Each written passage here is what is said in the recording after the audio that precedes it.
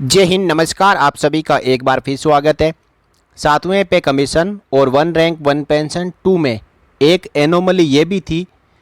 कि 1/1/2016 के बाद में जो भी पेंशनर्स आए हैं जिनको एक्स ग्रुप पे 6,200 रुपये मिला और उसी के मुताबिक पेंशन मिल रही है, वही पेंशन 1/1/2016 से पहले वालों को भी पास की जाए। यानी कभी भी चाहे रिटायरमेंट आए हो, उनको 6,200 रुपये पर मंथ ग्रुप एक्स पे के अनुसार ही पेंशन दी जाए।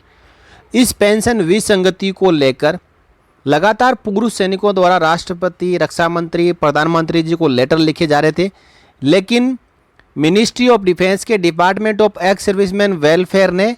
18 मई 2023 को एक लेटर जारी करके इन सभी अटकलों पर विराम लगा दिया, यानी फुल स्टॉप लगा दिया है। उसने अपनी तरफ से पूरा क्लैरिफिकेशन जारी कर दिया है कि ये हमारी तरफ से नहीं, ये पे कमीशन रिपोर्ट में फिक्स हुआ है और उसी के मुताबिक OROP 2 में भी प्रोस्पेक्टिवली 6,200 ग्रुप एक्स पे के अनुसार जो भी ग्रुप एक्स डिप्लोमा होल्डर है और जो AICTE अप्रूव्ड है उनको लाभ दिया जा रहा है। लेकिन जो 1/1/2016 से पहले आए हैं उनके लिए टेबल नंबर 7 ही काफ़ी है, उनको टेबल नंबर 8 के मुताबिक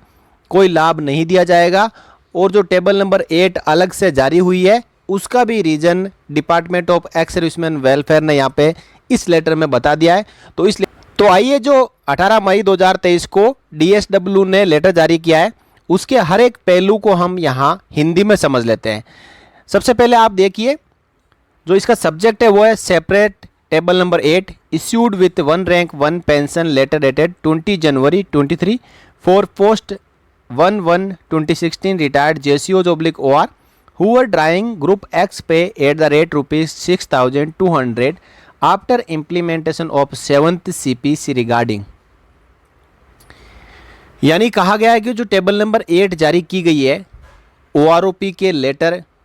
20 जनवरी 2023 के अनुसार, जिसमें जो ग्रुप एक्स पे 6,200 रुपये के अनुसार JCOR को OROP 2 में पेंशन जारी की जा रही है, उससे संबंधित यहाँ पे क्लैरिफिकेशन जारी किया गया है।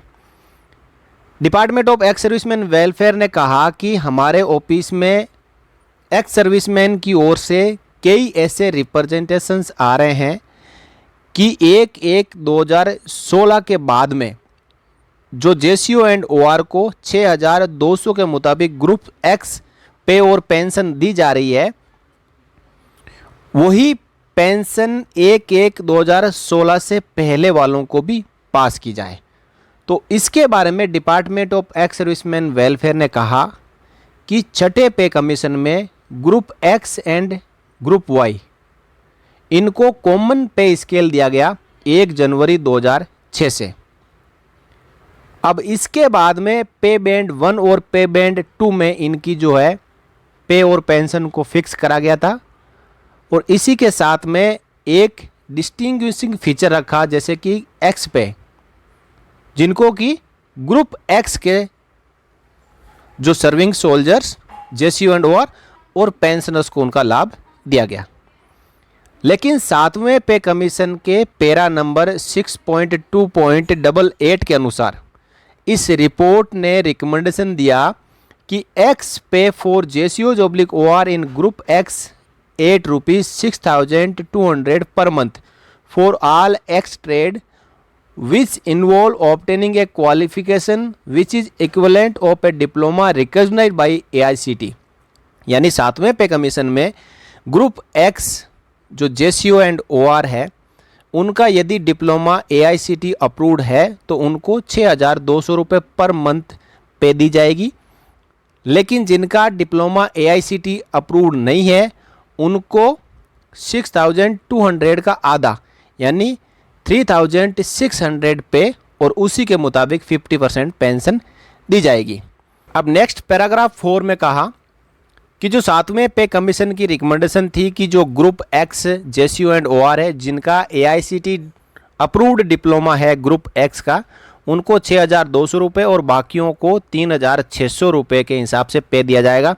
इस रिकमेंडेशन को एक्सेप्ट किया गया और इसी के अनुसार 1 जनवरी 2016 को या उसके बाद में जो भी सोल्जर्स रिटायरमेंट आए हैं उनको 6,200 के मुताबिक ही पेंशन मिल रही है यदि उनका डिप्लोमा AICTE अप्रूव्ड है तो, और बाकियों को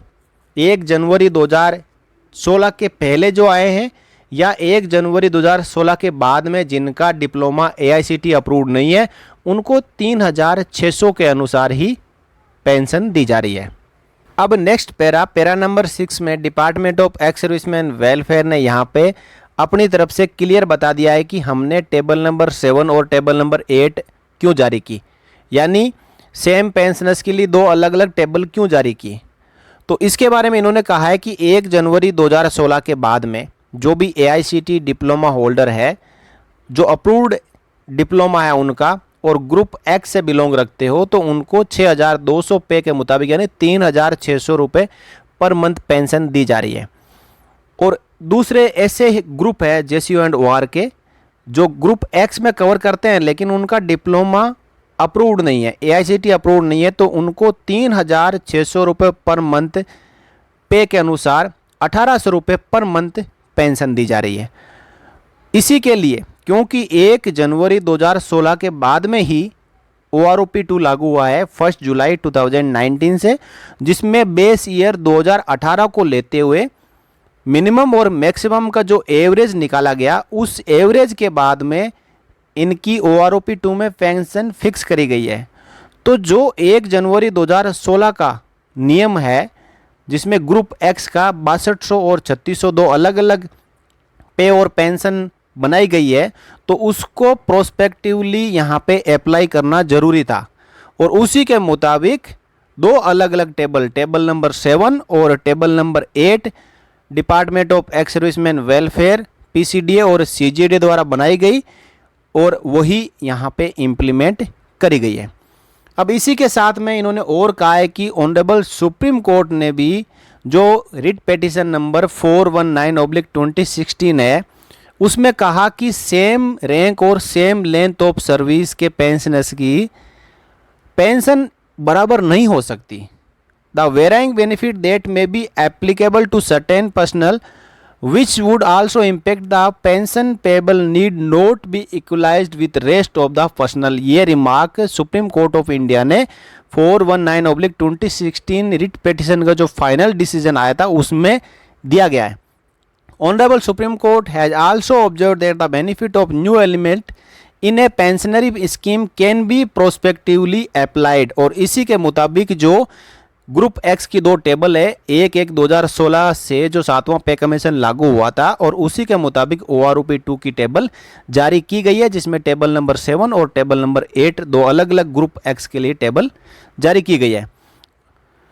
further Indian ex serviceman movement has filed miscellaneous application number 499/2023 in writ petition number 419/2016 for seeking intervention of Honorable Supreme Court in the matter.